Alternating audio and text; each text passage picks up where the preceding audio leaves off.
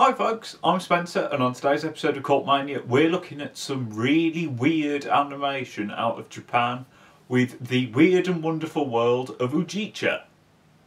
For the uninitiated, this is a double pack featuring 2 feature films created by Ujicha and 3 short films and a bunch of bonus features. But who is Ujicha, I hear you ask? Well, he is Japan's premier Gekimation artist. And then I hear you say, what is Gekimation? It's a form of, I was about to say animation, but nothing is really animated. It's basically films made using paper puppets and paper scenery, little figures on sticks going, and in this case, they're really weird films. Now, I mean, this is a fantastic art style, but I will go into a bit more detail on the animation shortly. First, I'm going to cover what the 2 main films are. The first film in here is The Burning Buddha Man, which was Ujicha's first sort of feature-length film. It follows Beniko, a sort of high school student, who returns home to find her family's Buddha statue has been stolen and that her parents have been bisected. And she then goes on a sort of quest to uncover who stole the Buddha statue and murdered her parents, and in the process becomes sort of a key figure in a sort of battle or war between 2 factions, one of whom want to sort of protect Buddha statues for being, you know, the sort of spiritual, powerful imagery that they are, and another faction who want to sort of Cronenbergian body horror combine themselves with the Buddha statues to become sort of almighty beings. Yes, really normal. Violence Voyager.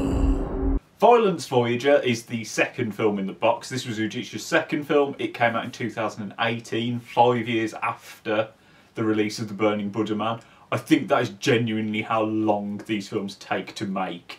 The film follows Bobby, an American boy who lives in Japan. He's definitely a boy, although he's voiced by a woman and very much sounds like a woman.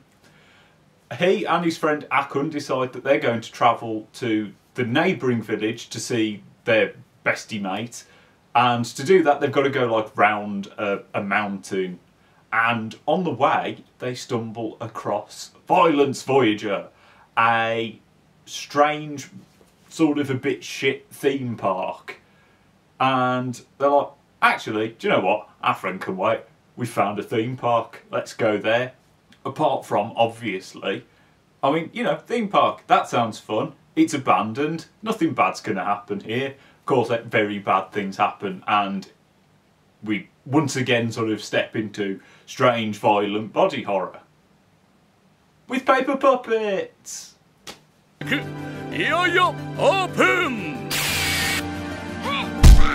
Now, whilst both films are, you know, made by the same person, they're done in the same animation style, for lack of a better word, they are very distinct, different films. I mean, they both go incredibly crazy. They're, you know, you can tell that the same minds came up with them, but they are worth talking about slightly separate. Burning Buddha Man goes for insane, weird, from the very, very start. You know, there is violence very early on. The people all look really weird. It's got this much more sort of hyperactive, hyper weird. It's just got it's much more sort of fantasy oriented from the very start, and I'd say it's got a slightly crasser tone. There are bits where you go, that's purposefully here purely to gross out or to sort of upset someone. Not in the way that I think it ever is malicious or anything like that. I'll go into that in a little bit more detail later. 彼らの正体は世にもおぞましい人間と仏像の融合生命体だった。 But I think if you compare that with how like Violence Voyager starts, which is, I mean, for the first like half an hour, it's pretty much just a kids' film in which like these two friends are going to see, you know, they're going to travel to see their friend. It's, you know, beautiful countryside that they live in. It is just about them being friends, really, just made in this weird stuff. And it slowly ramps up the weird. It gets stranger as it goes on, rather than sort of dumping you in the strange.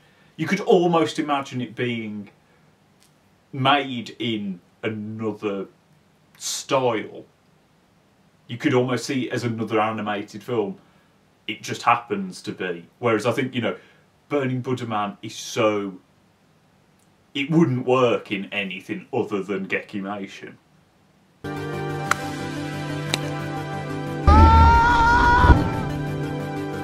That's because I would say, I mean, there is a growth in the art style between the two. There is, you know, there is more going on probably in Violence Voyager, but going back to Burning Buddha Man, I mean, that film opens and closes with some live action, which is basically showing you how Gekimation is made. It's very strange, and again, it sets a very strange tone right away. But I think that's a film sort of built around the visuals, you know, all of the characters are, you know, not everyone in it looks human at all. There are, you know, strange, elongated limbs, horrific faces, people that look a bit like a penis. There are weird, long, saggy boobs. There are... everything is just sort of heightened and weird and very, very strange. And it allows for, like I said, sort of strange body horror elements. Whereas Violence Voyager is much more the kids. Although they look odd, they look like kids. Humans look generally like humans until the sort of stranger body horror elements do come in, but generally people look like people. Violence Voyager is also a much more colourful film. There's a lot of blue and green. There's like, it's set in the sun. There's a lot of... It's very, very visually appealing. Whereas Burning Buddha Man is much more sort of autumnal. There's lots of reds, oranges and yellows, and it's got much more of a sort of horror vibe straight away. And I know this is making it sound like Burning Buddha Man is the weaker of the two films. It doesn't perhaps have quite the same artistry that Violence Voyager has, and I think Violence Voyager does more with cinematography. It uses like focus much more. But Burning Buddha Man has a lot of charm in and of itself. It's got this sort of strange...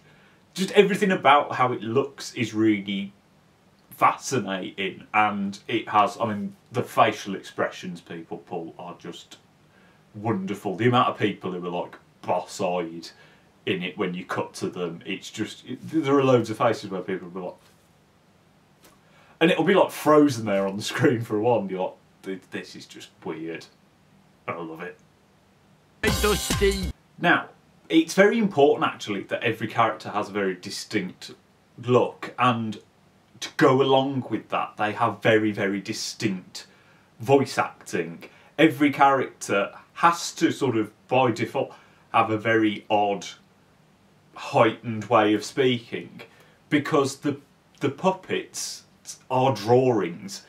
If a character is speaking, their mouths don't move. They may be sort of locked in a style, but they might not. They might have their mouths shut. They might have their tongue sticking out in a way that you can't say anything like that.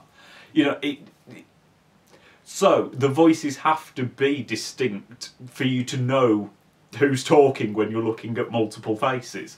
And apart from one scene in Burning Buddha Man, I didn't. I followed everything. I was always aware who was speaking, and in that one scene it didn't matter massively. I caught up, and that sort of heightened element of the sound comes through in the sound effects as well. There's a lot of overdone sounds. You'll get used to hearing a lot of sort of squelchy gore sounds. And the soundtrack is very, very eclectic. You can go from piano motifs, there's quite an irritating one in the one film, but then you'll go into sort of weird warbly synths, and then into sort of psychedelic rock or sort of vaguely punky stuff. And it's, when you say it like that, it sounds like it shouldn't go together, but it really does. The only issue is sometimes the mix can be a little bit off, but I mean, if you're watching this through the third window release, you've got subtitles, so it never caused too much of a problem. あんたも青春時代を味わわずに死ねばいいわ。I mean, these are really very adult animations. I mean, despite, you know, that they're made out of paper and they're painted and they can be very bright colours, you know, these are very gory, disturbing films. I mean, with a sense of humour, they are, you know, they are funny and they're made to be entertaining. There's, you know, they're not like shocking, but I mean, you know, there's lots of bits where people get their limbs lopped off. All of the blood in the films is actual like fake blood, sort of squirted onto the models. It's really cool. They do a lot of effects where people are sick and there'll be like bubbling, horrible, nasty stuff coming out of their mouths. It's really disgusting. And there's a heck of a lot of nudity. I mean, even people who have got clothes, you can see like the curve of their ass, which is bizarre. There's a lot of willies, there's a lot of boobs. But I mean, again, it's all drawn and it's all really funny and strange. The back of this box does say that as well as like gore, there is sexual violence. In the feature films at least, there is nothing really that I think would offend anyone. Don't see that and think, oh, that bothers me. There's like a bit of groping and I think a monster might get something put up its bum. That's about it. There isn't really that much, so don't be put off by that. I don't think there's anything that's going to really distress anyone. At least in the feature films, I haven't got round to the short films yet, so those might be a bit more, but I mean, the features are fine. Both of these films are really, really fun. I would recommend them to anyone who wants to see something that they probably haven't ever seen before. I've never seen anything like these. I think there is just a pure joy in seeing the animation, the weird faces that people pull. How they manage to pull off like fight scenes or people like rolling around on the floor. There is just a lot. There is a lot to take away from it. And I think, you know, the level of artistry, the amount of skill that has gone into making, because although you think like, oh, it's puppets, it's going to look rope, it doesn't. It works incredibly well, and you know, I was really, really impressed by it. I thought this might be a curiosity, sort of, it'll be entertaining because it's a bit different. They're just really entertaining films, especially Violence Voyager. You know, I would have watched the same film done in a different animated style and still really enjoyed it. I mean, there is an element of me that's like, the animation style isn't going to be for everyone. It is odd.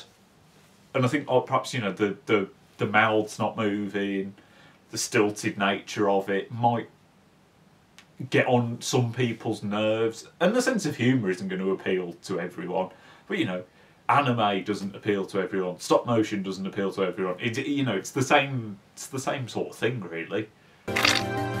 I will say, I do think it's worth watching them in the order that they were released, Budderman, then Violence Voyager.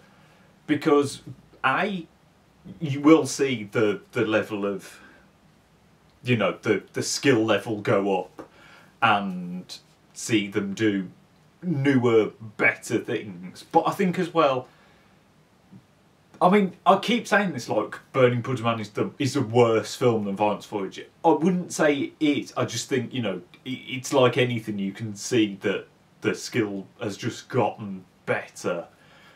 But I think as well, watching Burning Buddha first is a great way of getting accustomed to Gekimation, because it's a much more sort of full-on, rapid-fire, you know, shock, score, everything happens much quicker. I think you just get into the mode of watching it faster. I mean, also, I watched both of these nearly back to back. I watched one, they're about 80 minutes, they're just over.